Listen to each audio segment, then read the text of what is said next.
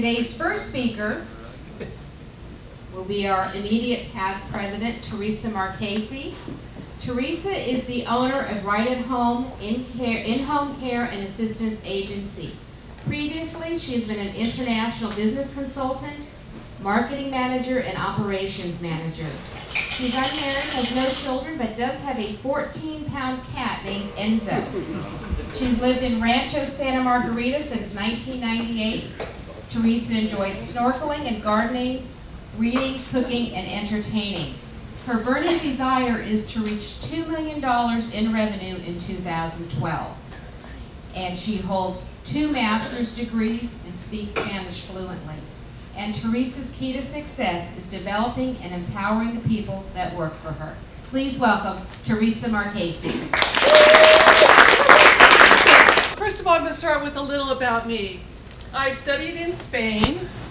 I have a master's degree in international business. I was a buyer for 1,000 7-Eleven stores in the southwestern United States in my previous career. I lived in Monterrey, Mexico for 3 years, where I headed the marketing department for 7-Eleven Mexico. I then was an international consultant. This is a shot of San Juan, Puerto Rico, where I lived for 3.5 years, covering all of the Caribbean and Central America. But my priorities changed. 9/11 happened. My grandmother moved in with my parents. My uncle was diagnosed with Alzheimer's. I just wanted to be part of a community, make a difference, be closer to my friends and family, quit chasing my career all around the world. And I wanted to get a cat. That's Enzo. So I chose Right at Home because the senior population was, all over the news about how the senior population was growing, the graying of America, the silver tsunami as it's been called. It seemed like a very clear and present business opportunity, or people wanting to remain in their own homes. My family members wanted to remain in their own homes, but weren't able to because they weren't aware of some of the options. So I made a total career change and bought a franchise with Right at Home. I chose Right at Home and the franchise route because it was such a paradigm shift from everything that I've been doing, and I wanted the best training and support available. 6.5 years later, I opened in August of 2005. I now have 4 full-time and 1 part-time administrative staff. I also have a full-time outside salesperson, and I have just over 100 caregivers that help people in their homes every day. So how does it work? It starts with the referral. We get our referrals from hospitals, rehab facilities, skilled nursing facilities, senior centers, from physical therapists, physicians, financial advisors, CPAs, attorneys, others that are in a position of trust to give advice to seniors. We start off with an initial sales call to the family's home. It's consultation with no obligation, where we do a safety evaluation. We determine the needs of the senior and what schedule might be appropriate to meet those needs. Of course, there's no charge and no obligation for that meeting. Then we develop a custom care plan. This is an outline of details of what the person needs, whether it's meal preparation, medication reminders, assistance with bathing, transportation to doctor's appointments. And we complete daily care records, a sort of journal of everything that's taken place during the caregiver's visit, so that family members can review just what services have been provided. Our next step is caregiver matching. I've got 2 full-time scheduling coordinators that make a match between the senior and their needs and the caregiver and their skills. Of course, the first priority is to select the caregiver that has the right skill set to help that senior. If they need help transferring from a wheelchair to a bed, let's say, of course the person has to have that skill first.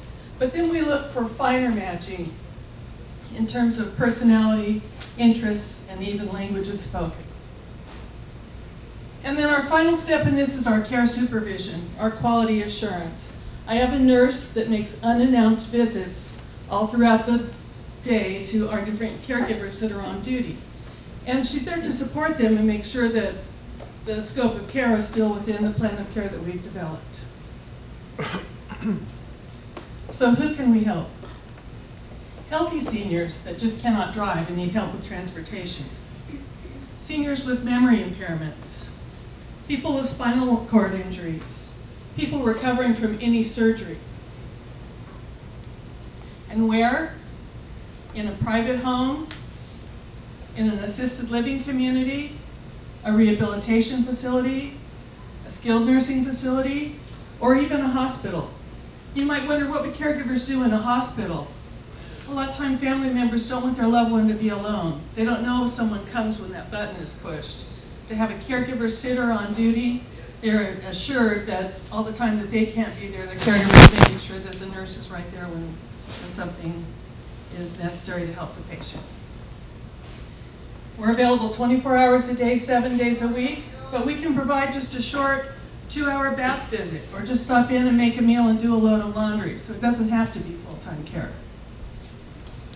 Who do you know that's caring for a loved one, that's in a position of trust or influence to a senior, or that would benefit just from talking to me to learn more? Oh, Enzo was helping me wrap some right-at-home gifts, and he wanted to get the last shot in the...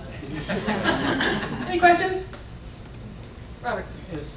How much of the services you provide are paid for by insurance and Medicare? It's an excellent question. Joel, hear it. How much of the service that we provide is paid for by medical insurance or Medicare?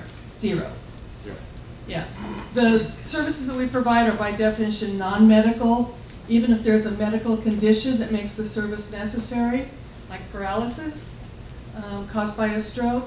Still, what we do, bathing, feeding, dressing, cooking, cleaning, are defined by the profession as non-medical. The insurance that does cover caregiving is long-term care insurance. So if you're going to live past 65, 3 out of 4 of us are going to need long-term care. See Barbara.